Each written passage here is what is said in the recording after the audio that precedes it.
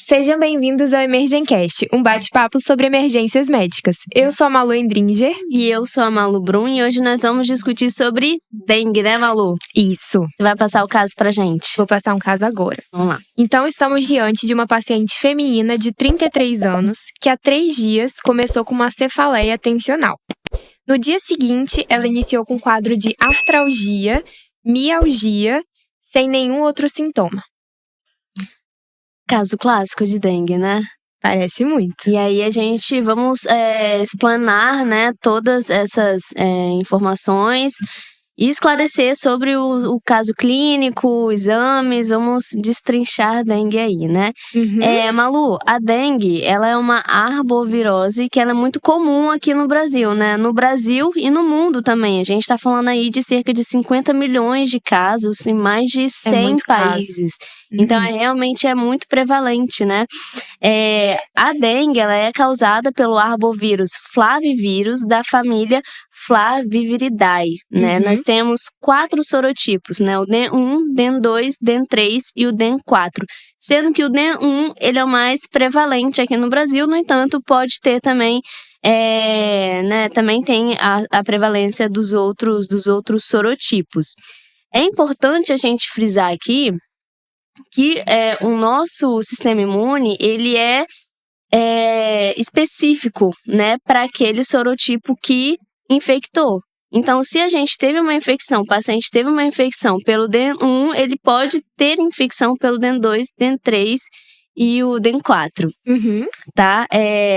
A transmissão, ela é principalmente pelo Aedes aegypti, né, a fêmea, né, desse tipo de mosquito, que principalmente tem uma prevalência urbana, diurna, e assim, ela gosta bastante do sangue humano mesmo. Sim, bem específica. Bem específica, ela é bem antropofílica mesmo, né? E o ser humano, ele é o único reservatório dessa doença, não passando de pessoa para pessoa, tá? Então, é somente pela infecção do próprio vetor mesmo. Sobre a etiologia e a fisiopatologia, vamos destrinchar um pouco, né? Não é uma coisa muito densa, então é bem fácil de explicar. A dengue, ela é um vírus de RNA, né? Então, o que acontece? Esse vírus de RNA se liga às células humanas através da glicoproteína E, né? Que vai se ligar ali, né, no envelope viral. Então, o que vai acontecer? O vírus entra na célula, o RNA viral vai entrar ali no citoplasma, né? Ele vai atingir a circulação linfática, onde que vai ocorrer a replicação viral, né? E cerca aí de 5 a 6 dias depois que vai ter o início dos sintomas, né? Então, febre, calafrio, cefaleia, mialgia, artralgia, e aí a gente tem toda essa questão prodrômica aí. E aí, isso pode evoluir para a dengue grave, né?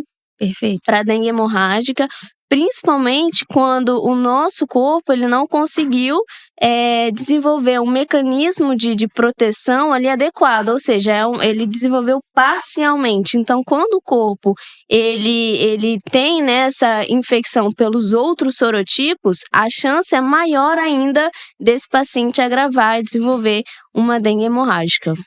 E agora falando um pouco mais desse quadro clínico, a gente tem 3 fases na dengue. A primeira é a fase febril, né?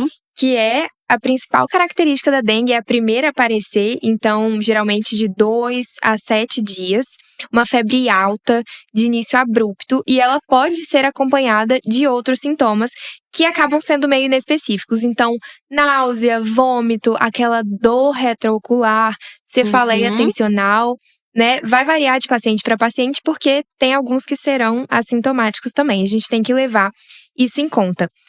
E uma coisa interessante é que 50% dos casos pode ter exantema, né? E é um exantema, assim, maculopapular, ele atinge face, tronco, membros, de forma aditiva. E alguns pacientes falam que ele é bem pruriginoso. Então, quando a gente vai tratar, que a gente também vai ver mais pra frente, com sintomáticos, muitos passam antialérgico pra ver se dá aquele alívio, né? Perfeito.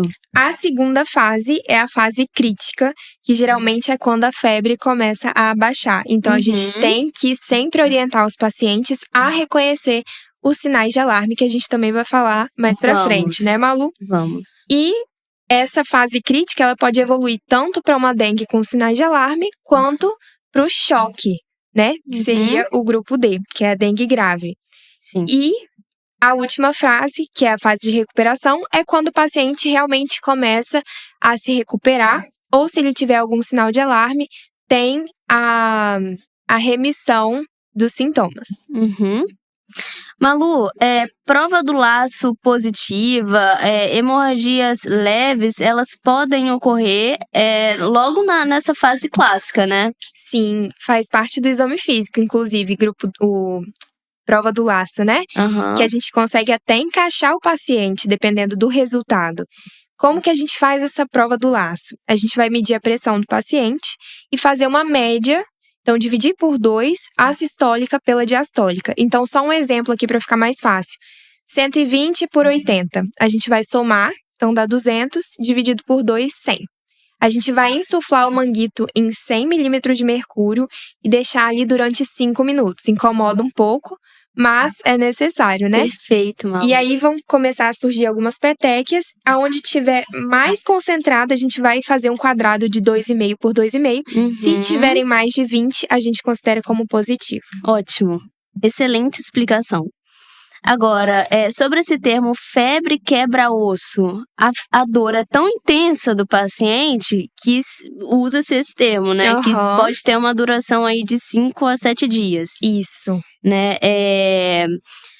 Quando você fala sobre esses sinais de choque, né? O paciente, ele começa a ter uma falência circulatória, não é isso? Isso. Então, você tem o quê? Uma hemoconcentração, né? Pode ter uma queda da pressão de pulso menor, né? Do que 20 milímetros de mercúrio e uma evolução para CIVD, uma acidose, até óbito em 24 horas. Então, é bem importante, pessoal, Muito. Isso daí que a gente nós estamos abordando aqui, né? Então, esses pacientes têm que acender um sinalzinho de alarme, principalmente quando eles têm sinais de alarme. Gostaram? Então, vamos falar desses sinais de alarme, né? Então, ter uma certa atenção quando o paciente tem aquela dor abdominal importante. Se ele tiver algum derrame cavitário, então pode ser ascite, pode ser um derrame pleural, pode ser um derrame pericárdico, a gente puxando o saco do Pietro aí, ó. Então, ter atenção também para a parte cardiovascular. Sim. Aquele paciente que tem uma hipotensão postural, irritabilidade, sangramento de mucosa, hepatomegalia maior que 2 centímetros abaixo do rebordo costal e aumento progressivo do hematócrito. Tem mais algum que eu não falei? Deu uma abordagem geral, assim, que ficou muito boa. Tá bem claro. Todos esses sinais aí são os que realmente são mais prevalentes, né? Agora, sobre a classificação da dengue.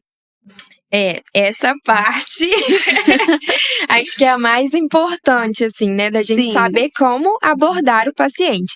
Pois é, Malu. Então, o grupo A, ele é a forma leve da dengue, né? Então, é aquele paciente que tem uma febre de até 7 dias, mais 2 sinais, 2 sintomas, né, inespecíficos. Então, a cefaleia, dor retroorbitária, né, a mialgia, a artralgia, 2 desses, né, sem manifestações hemorrágicas, com a prova do laço negativo e sem sinais de alarme. Isso. Já o paciente B, ele tem a forma com risco leve de agravamento. Já o grupo B, ele é a forma com risco leve de agravamento. Então, a primeira parte você repete, né? Então, uma febre até 7 dias, mais 2 sinais inespecíficos, né? A dor retroorbitária, a artralgia e a mesma coisa que o primeiro passo, né? Do grupo A. Mas esse paciente, ele vai ter manifestações hemorrágicas, porém sem uma repercussão hemodinâmica. E sem sinais de alarme. Agora, o grupo C e D. Grupo C. Grupo C são aqueles pacientes que eles vão ter os sinais de alarme, né? Então, aquilo que a gente falou de dor abdominal, derrame cavitário, tudo mais. Pelo menos um a gente já considera como grupo C. E o D é aquele paciente que ele tem os sinais de choque. Então, é aquele paciente, assim, grave, dengue grave mesmo. Perfeito. E sobre a definição da dengue hemorrágica? Né? A dengue hemorrágica, pessoal, qual que é a definição, né? O paciente tem uma febre por 2 a 7 dias, né? Tem uma tendência hemorrágica espontânea ou uma prova do laço positiva, né? Tem uma plaquetopenia com as plaquetas menor do que 100 mil. O aumento da permeabilidade vascular vai ser evidenciado através da hemoconcentração, qual o hematócrito vai aumentar cerca de 20%. Então, é um aumento maior do que 20% do hematócrito. Então, isso marca os critérios para a dengue hemorrágica. Perfeito. E ainda tem a classificação da dengue hemorrágica, porque o que a gente comentou era a classificação da dengue clássica. Agora, a classificação da dengue hemorrágica, nós temos o grupo 1, né, que são os pacientes com febre, com sintomas inespecíficos, porém com uma prova do laço positivo. O grupo 2 tem sangramentos espontâneos, mas sem um comprometimento hemodinâmico. Já o grupo 3 são esses pacientes que têm sinais de insuficiência circulatória, como hipotensão postural, pele fria e pegajosa e taquicardia. Já o grupo 4 é o choque franco com pronunciada hipotensão arterial. Tá? Nós temos alguns fatores de risco também, né, para dengue hemorrágica. Então, uma idade menor do que 25 anos. Nós temos também os fatores de risco, né, para o desenvolvimento da dengue hemorrágica. Então, uma idade menor do que 25 anos, sexo feminino, obesidade, ter tido uma dengue prévia, né, uma cepa virulenta, variantes HLA da classe 1 e variantes do gene fosfolipase 1. Isso, perfeito. Então, antes da gente entrar na parte de tratamento, só lembrar que dengue é uma doença de notificação compulsória. Então, independente se é grupo A, se é grupo B, C ou D, notificar e orientar todos os pacientes também, independente do grupo, né, que ele se encaixa, de não usar AS, não usar anti-inflamatório, corticosteroide, repouso, né, e sempre ficar atento aos sinais de alarme. No caso do grupo C, a gente já vai ter esses sinais, né? Sim. Mas pro A e B, sempre ficar de olho e orientar. Ótimo. Então, de tratamento do grupo A, como é aquele paciente sem sinais de gravidade, vai ser um tratamento ambulatorial. E o pilar do tratamento da dengue é a hidratação. Então, o que a gente vai fazer? 60 ml quilo dia. Se o paciente tiver, então, 50 quilos, são 3 litros. Sendo 1/3 de terapia de reidratação oral, né? E os outros 2/3 pode ser de água, suco de laranja, água de coco, outros líquidos no geral e os sintomáticos também. Então, se o paciente estiver com muita náusea, muito vômito, a gente pode dar um antiemético. Tô com exantema, desenvolvi o exantema, podemos dar antialérgico. Nossa, estou com mialgia, dor de cabeça muito forte, antitérmico, né? Analgésico. Então, a gente sempre vai adequar ao paciente mesmo. Perfeito. Do grupo B, os pacientes com a prova do laço positivo sem sinais de alerta, eles podem ser tratados ambulatorialmente, né, igual o grupo A. Você repete os exames em 24 a 48 horas. E se esse paciente tiver uma plaqueta menor do que 100 mil ou hematócrito aumentado, né, de forma significativa, ele tem uma indicação para internação e observação, né, com hidratação oral, mas é mais frequente que seja a hidratação parenteral, né. Da reposição volêmica, a gente utiliza o Ringer de lactato, né, ou a solução fisiológica, mas principalmente o Ringer de lactato que é o mais indicado. Né? Então, o esquema é de 5 a 7 ml por quilo por hora por 1 a 2 horas, seguido de 3 a 5 ml por quilo por hora de 2 a 4 horas, e depois de 2 a 3 ml por quilo por hora, se necessário, conforme a resposta clínica. Né? Se houver uma melhora, né, desse paciente, pode liberar ele em 24 a 48 horas. Mas se não houver melhora, aí você faz um pouco mais de hidratação, né? Então, a hidratação de 5 a 10 ml por quilo por hora com alvo do débito urinário é maior do que 5 ml por quilo por hora. E alguns estudos também falam sobre o uso do ultrassom à beira-leito, né? Que pode auxiliar também nessa reposição volêmico. Mas ainda não tem estudos específicos, né, sobre essa população. Uhum. Então, como que é o grupo C? No grupo C, a gente já vai internar o paciente porque ele tem sinais de alarme. E aí é obrigatório fazer alguns exames, que é o hemograma, as transaminases e a albumina, que eu vou reavaliar em torno de 2 horas depois, que é o tempo de sair o exame mesmo. E aí, enquanto não sai, eu vou fazer uma hidratação no meu paciente. Então, eu vou fazer 10 ml quilo-hora, né, na primeira hora, e vou reavaliar os sinais vitais. Depois, eu vou fazer 10 ml quilo-hora de novo durante a segunda hora, e aí eu vou ver como que o meu paciente está clínica e laboratorialmente, né, quando saírem os resultados. E aí, o que acontece? Se o hematócrito estiver adequado e o meu paciente estiver clinicamente estável, eu posso fazer o que a gente chama de fase de manutenção com soro fisiológico. Então, eu estava fazendo 10 ml quilo-hora, eu vou para 25 ml quilo, só que em 6 horas. Perfeito. Se o paciente continuar estável, eu faço 25 ml quilo em 8 horas. E se tiver tudo bem também, ele tá liberado. Excelente, Malu. Agora, se ele não tiver com sinais vitais adequados ou o hematócrito está em ascensão, eu posso repetir essa fase de expansão até 3 vezes e ir reavaliando meu paciente. Se ele não melhorar, eu conduzo ele como grupo D. Uhum. Muito bom. Já o paciente do grupo D, como ele tá chocado, ele tá muito grave, esse paciente vai para UTI. E aí eu vou solicitar os mesmos exames que eu solicitei do grupo C. E a minha expansão volêmica vai ser bem mais agressiva, porque é um paciente que tá chocado. Então, eu vou fazer 20 ml quilo em 20 minutos. Uhum.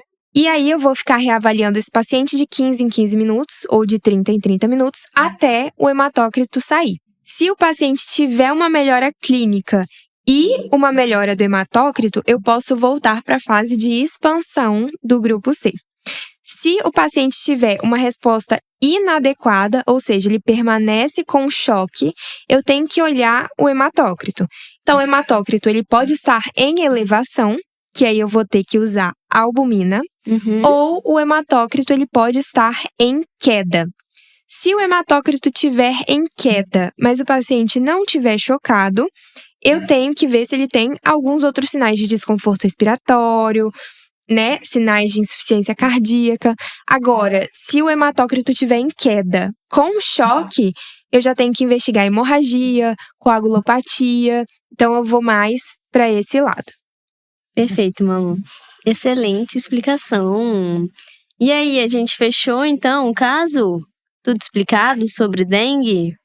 Só faltou a gente falar dos diagnósticos diferenciais. E eu acho que um pouquinho sobre os exames também, né? Isso. Voltar um pouquinho, de repente, nas transaminases, o que a gente espera, né? De ter alteração laboratorial em cada um. Isso, perfeito. De diagnóstico diferencial, sabe o que eu acho legal? A gente dividir sobre, por exemplo, a dengue clássica, ela tem a ver com quais doenças? A dengue hemorrágica. Então, vamos dividir dessa forma? Vamos. A dengue clássica, ela pode se assemelhar a casos de rubéola, toxoplasmose, sarampo, infecções por enterovírus, estreptocóccicas e outros quadros infecciosos que têm o rash. Né? Já as manifestações hemorrágicas, né, os principais diagnósticos diferenciais é o que? Leptospirose, malária, febre amarela, febre tifoide, hepatites virais, né? Então, bem legal a gente dividir assim, né, nesses grupos. Já o paciente que tem plaquetopenia e um choque, os diferenciais podem ser o quê? Meningococcemia e choque endotóxico por infecção bacteriana. Tá? Das alterações laboratoriais, o que a gente espera, né? Nós temos a leucopenia e a neutropenia que pode estar ali já evidentes desde o início, né? Desde o início do curso da doença. Já a plaquetopenia e a hemoconcentração, eles são marcadores da gravidade da doença, né? Isso. Então, como eu comentei com vocês, a hemoconcentração, ela ocorre por conta do aumento da permeabilidade vascular.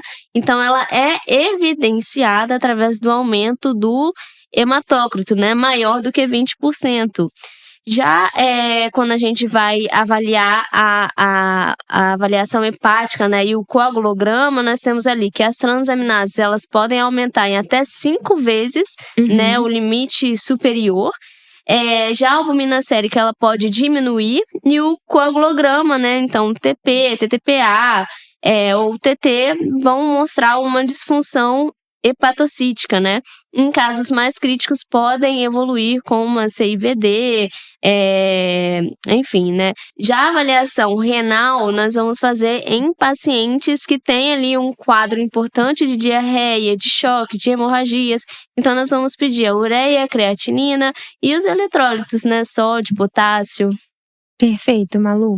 No caso da nossa paciente, ela só estava com o VHS e PCR aumentados. Ela não chegava a ter uma leucopenia, uma neutropenia, mas estava bem limítrofe.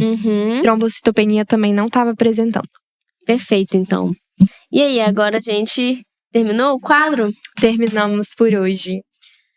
Foi bem legal, né? É rapidinho, né? Na hora que você quer dar uma revisada. E é uma discussão extremamente importante. A gente vê como que é prevalente no pronto-socorro. Toda hora tem alguém com dengue.